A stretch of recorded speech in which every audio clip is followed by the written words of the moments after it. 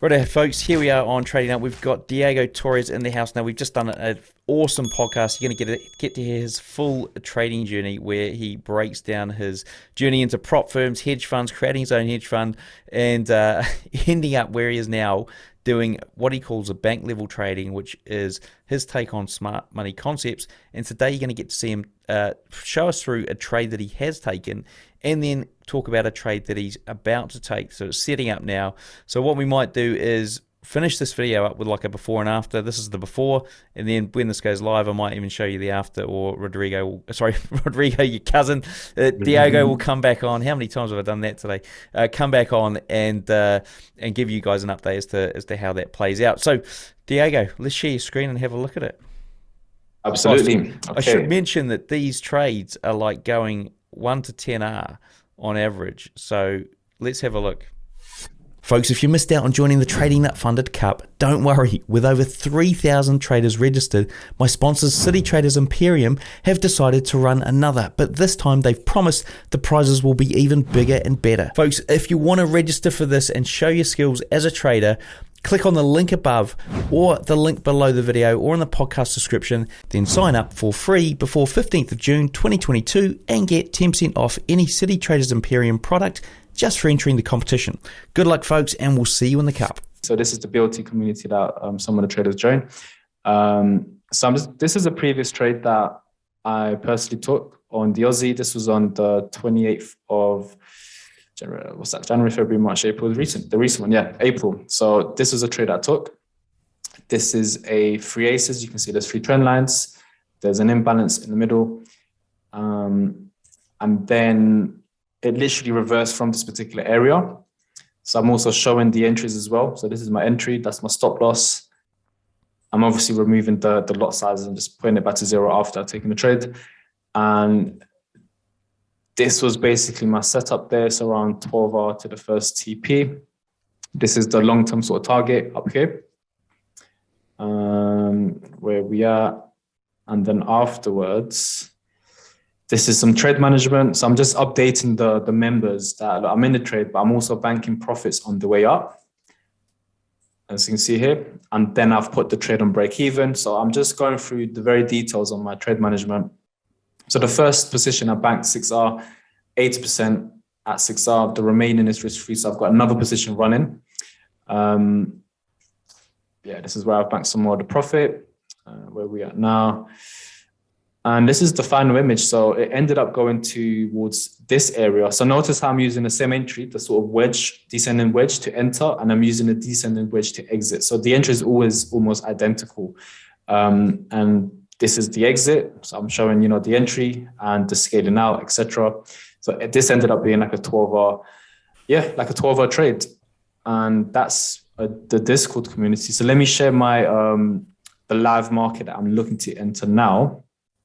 So if I go on TradingView, so just a quick breakdown.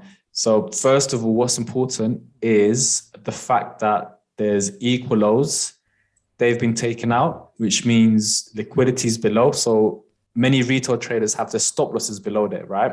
So I'm entering right below it. So that's a nice little tick for me.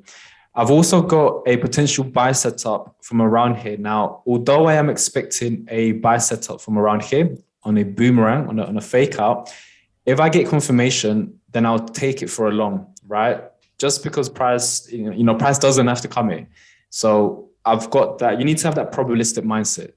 If I get confirmation, I'll take plan A. If there's no confirmation, I'll wait for plan B. So if we go to the daily, we can see that price is within this sort of third tap area, 1, 2, and now we've done a fake out of the pattern. So the pattern traders, they've been stopped out. Obviously, retail now have also been stopped out since price is here. We'll go to the 4-hour. Let's go to the H4 real quick. So similar scenario to the first trade that I showed you guys where I banked 12R in the end. I like the fact that there is compression as well. This is really important. So once we've got that compression nature, there's normally momentum that follows. So on the flip side, because there's compression to the downside, there's normally momentum that follows to the upside.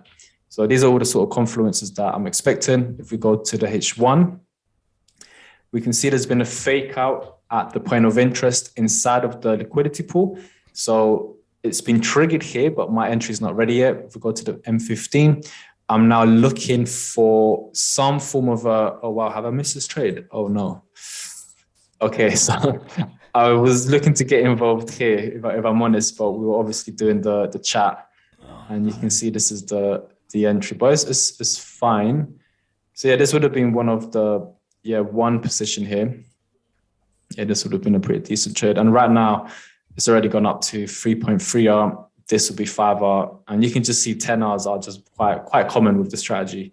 And we've got to the M1, but it's not the end of the world. I don't really feel FOMO because I know there's always an opportunity around the corner. So, this trade I've missed, but now I look for the same sort of confluence, and I'll be looking for some form of a rejection from around a banker block here. So I can still get in, just following the same fractal, but on the lower time frame. So if we see something like this,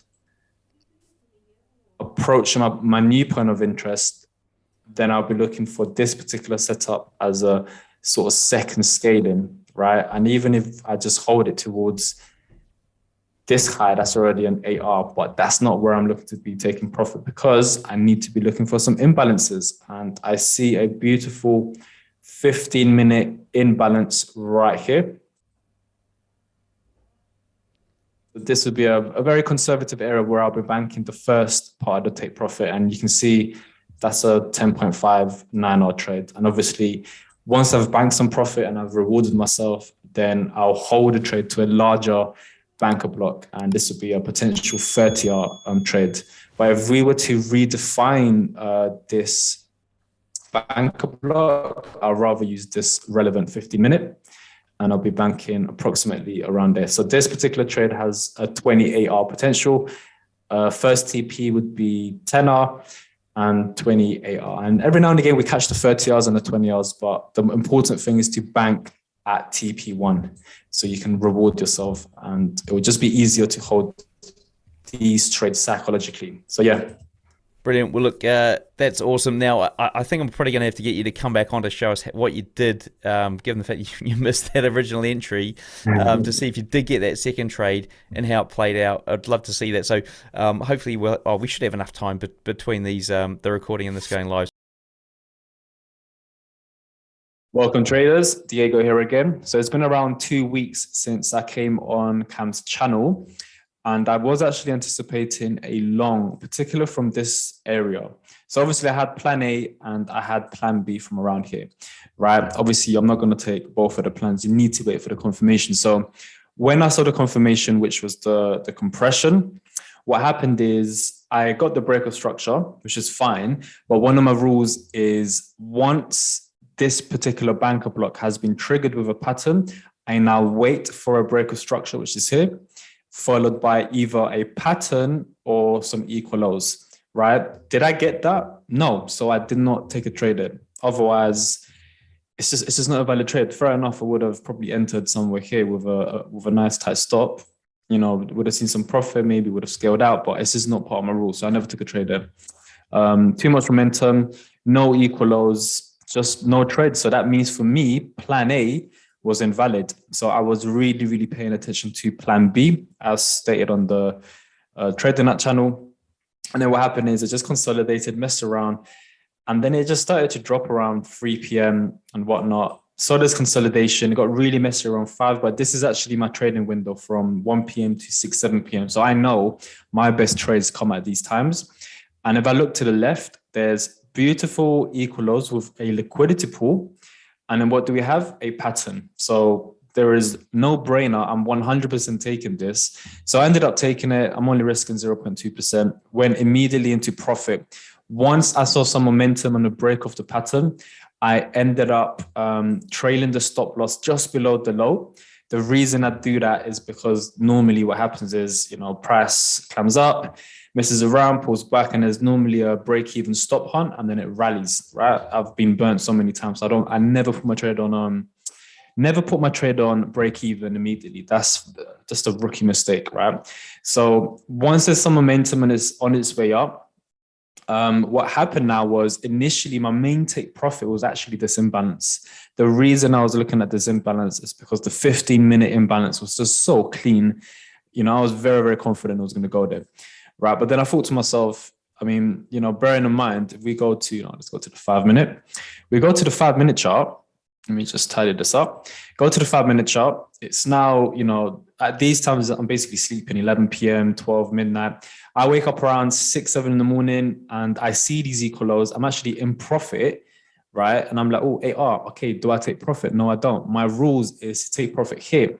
But one thing I never spotted in the Trader Nut channel, because it was a bit of a freestyle, it was live, I never had time to get into the zone, look at my checklist, take a deep breather, which I normally do, triple check my analysis. Then I spotted these textbook equal highs. So instead of having my take profit at this 15-minute imbalance, I moved my take profit towards the nearest liquidity pool. So I decided to bank 80% of the original 0.2% risk, and I ended up with a 2.76% gain.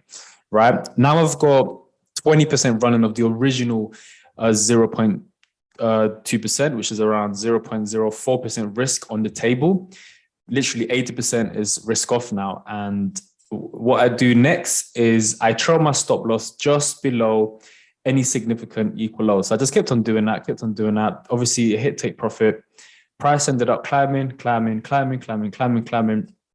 And I removed my take profit from the imbalance. So I kind of broke my rule there, go a bit greedy.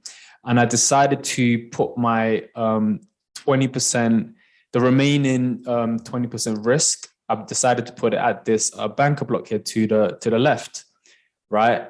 And my stop loss at the time was actually here. And then what happened, obviously I'm monitoring it. I see the equal lows. So I was actually contemplating putting my stop loss below here, but the equal low high never got taken out. It just formed a liquidity grab. So I'm just sticking to my rules and I just left it here. And then it just completely just took me out and melted. And then obviously once price was, it took me out. Where did it take me out? Around here. There we go. The nearest equal lows. Took me out, went all the way down. And this is why I never put my trade on break even, because there's always a break even stop hunt. So that was a pretty good trade. I broke my rule by adjusting my TP, but I'm very, very happy with the trade overall with 0.2% risk from, the Trader Nut episode to literally within a day or two or something. 3.23%. So really, really, really happy with that trade.